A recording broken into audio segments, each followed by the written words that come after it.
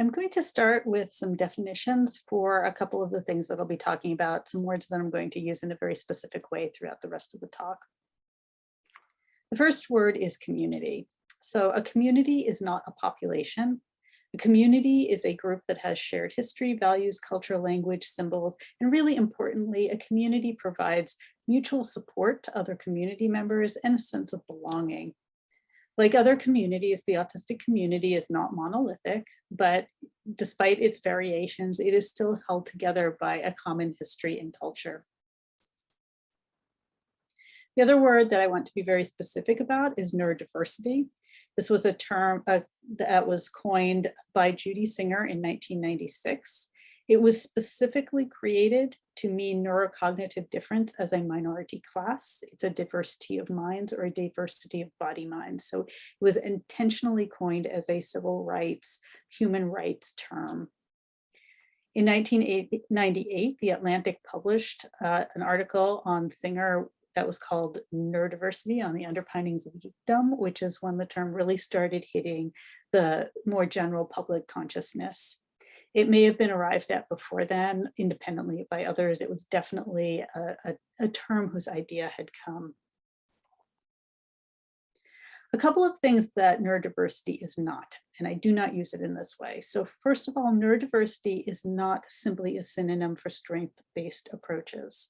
So when you're taking a neurodiversity approach to your work, that may mean that you are also using a strength-based approach, but the two are not the same. they're different ideas. Neurodiversity is also not exclusive to autism. There are many people with many different types of brains and body minds and neurological makeups that also consider themselves neurodivergent or underneath the neurodiversity umbrella. The neurodiversity movement is not one that claims superiority over others or excludes anybody with specific autistic traits or type of support needs. It's again, an umbrella civil rights term for a particular minority class of people. Neurodiversity is also not an idea that exists independently of its original intention. So it was intended to describe that minority class, and that is what the word is. It gets used. One of the benefits of having it more popular is that everybody knows it. One of the downsides is that sometimes those original meanings can be lost. But throughout this talk, that is what my meaning of neurodiversity is. So I'm going to give you a very, very brief and incredibly incomplete history of autistic community.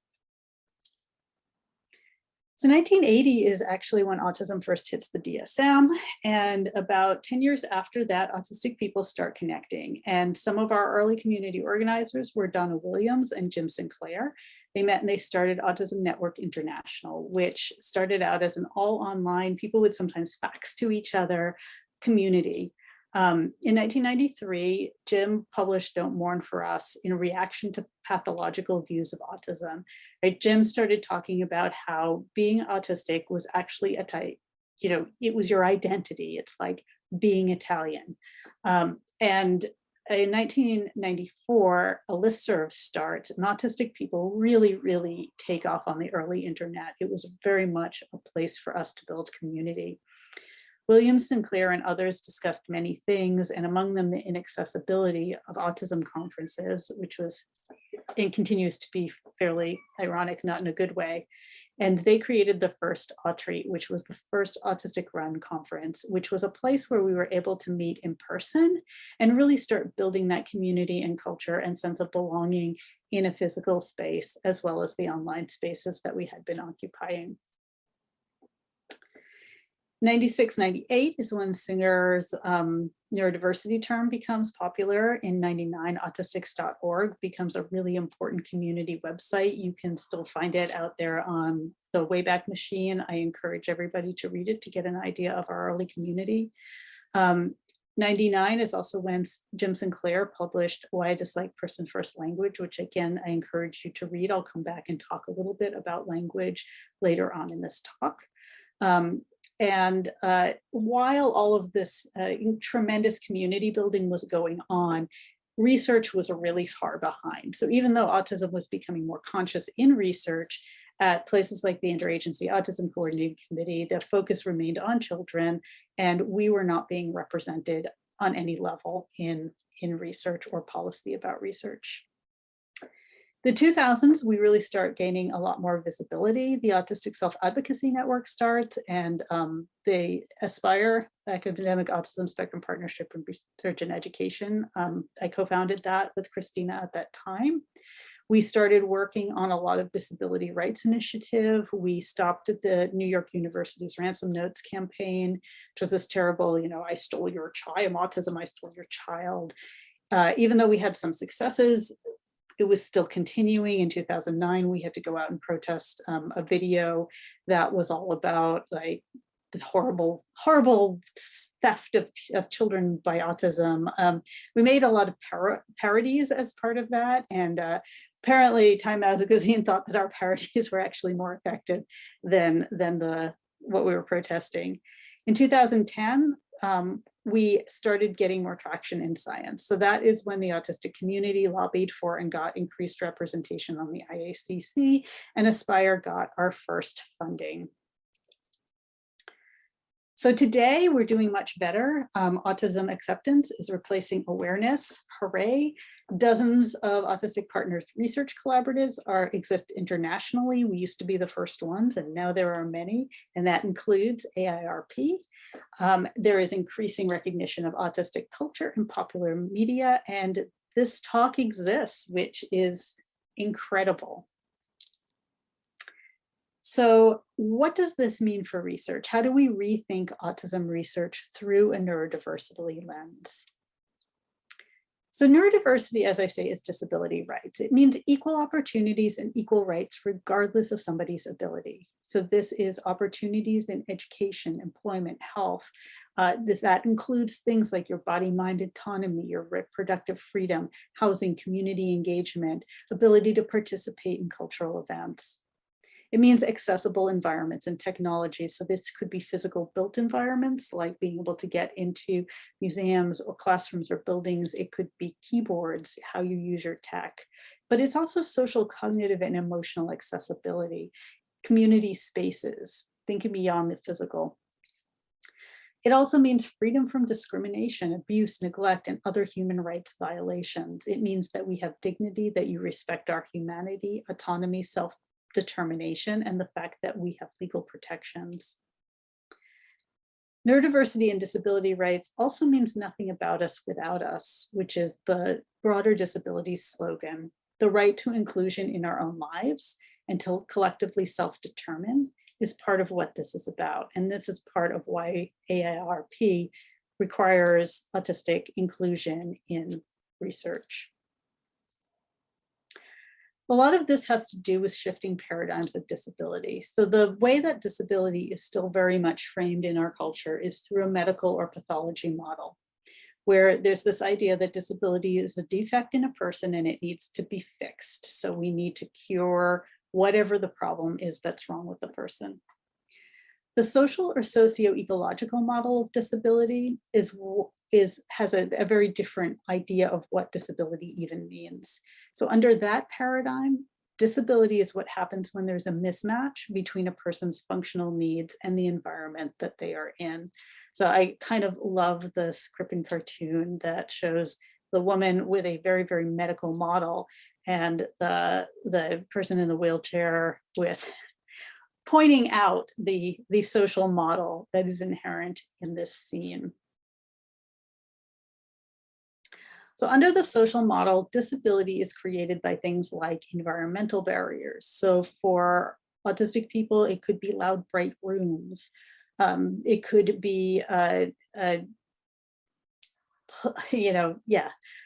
sensory things, institutional barriers, that's policies, that's laws, that's things that say, you can't come here if you're not going to be able to keep quiet. It could be attitudinal barriers, so lowered expectations, discrimination, all of those things that, that happen to people who are being marginalized because they're different.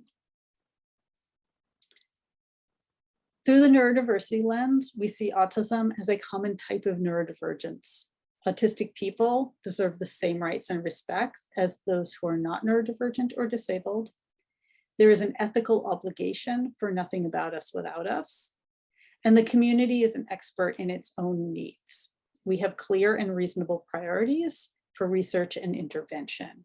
We know what we need. We live in these body minds. We live in this world. We talk to each other. We have community. We have some sense for what it is that is a barrier to our well-being and what it is that can that we want as a goal for our future and for our lives. So let's draw this down and think about what this really means for you in your research.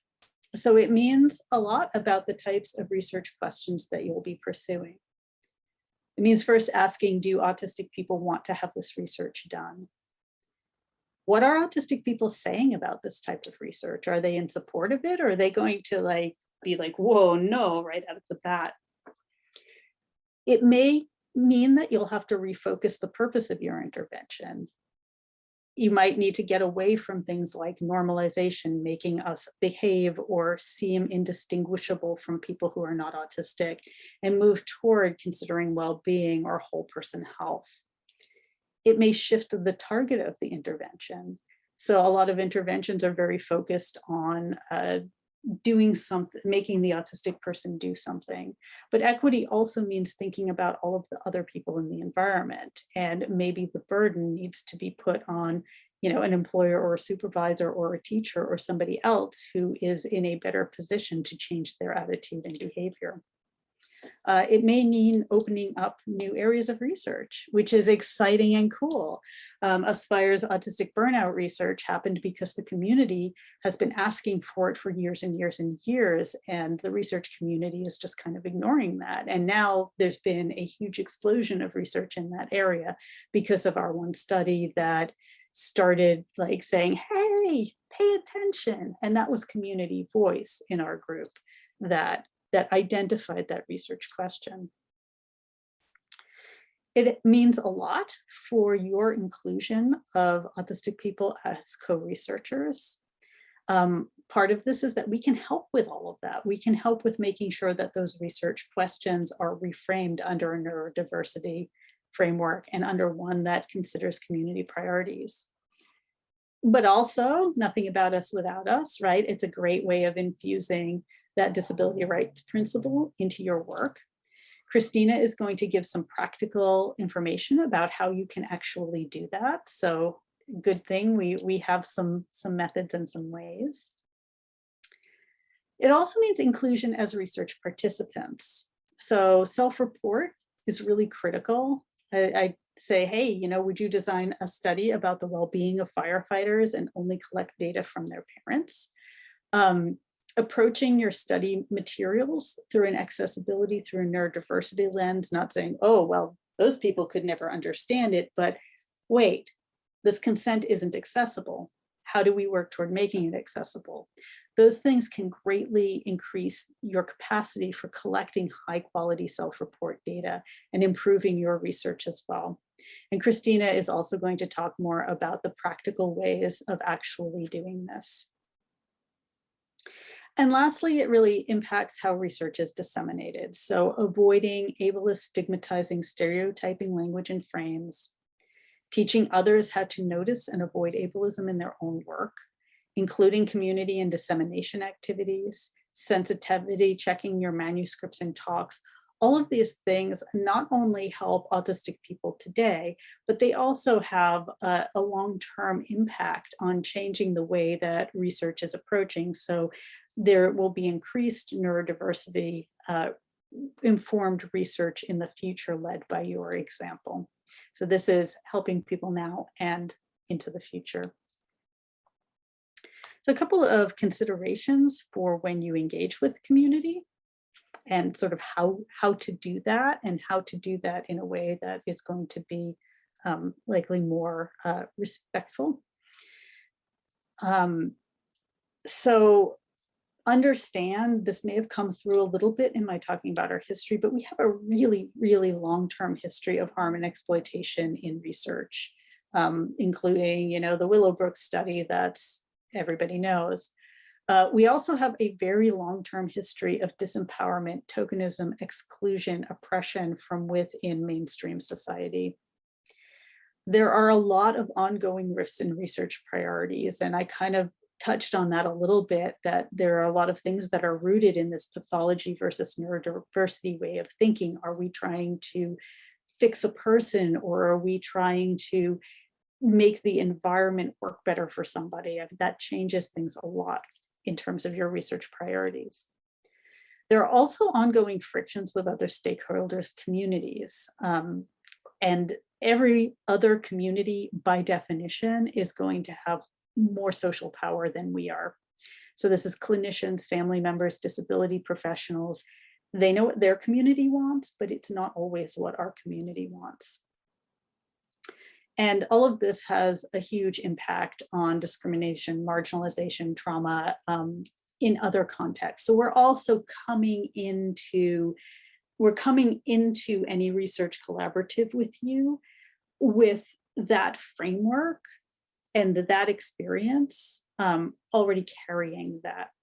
And altogether, this amounts to a colossal lack of trust. So there are ways to deal with this. So building collaborations is what it's all about.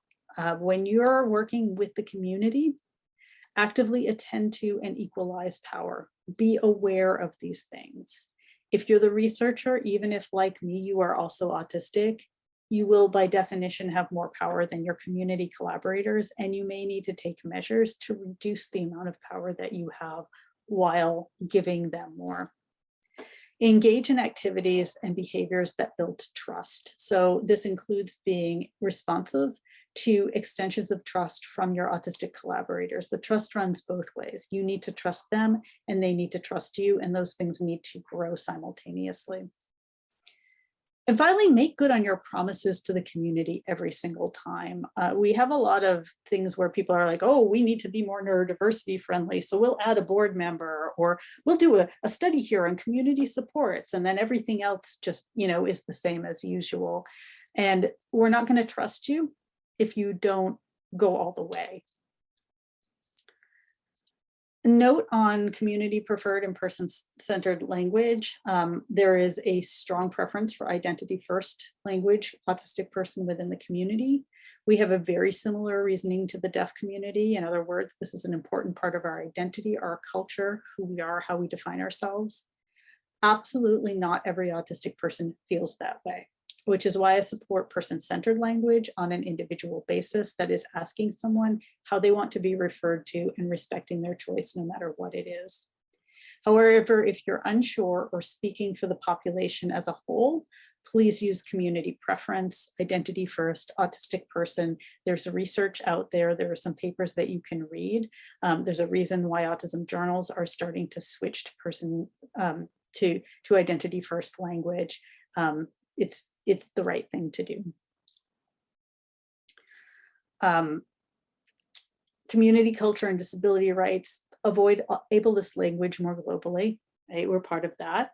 No puzzle pieces, please. Our symbols, using our symbols and not the symbols of people who have historically not listened to us, is a great way to signal to the community that you're actually paying attention to us. Avoid other offensive or problematic narratives, organizations' priorities, things like, sad children, or, soulless beings, or those types of things. Consider ethics from your own perspective to break the othering of people with disabilities that occurs in research. And by that, I mean, when you're writing a protocol, when you're thinking about a research question, apply it to yourself. Would I be okay with this protocol if it was done to me? Would I personally be able to indicate that I no longer consented if I was participating in the study? Has that been built in? I know it seems silly, but I have read many, many, many grant proposals where people don't ever ask for consent at any time from the research subjects. And then finally, if you don't know, please ask us, talk to us. However, that said, I just want to end with saying, don't assume our job is to explain. Be aware of what you're asking when you're asking for us to be your explainers. Back in '99 and even 2006, when Aspire started, there were very, very few resources in the world for understanding the autistic community. But now we literally have entire textbooks, and 2 of them are displayed on the slide. There are tons of publications on the topic in journals, there are web resources.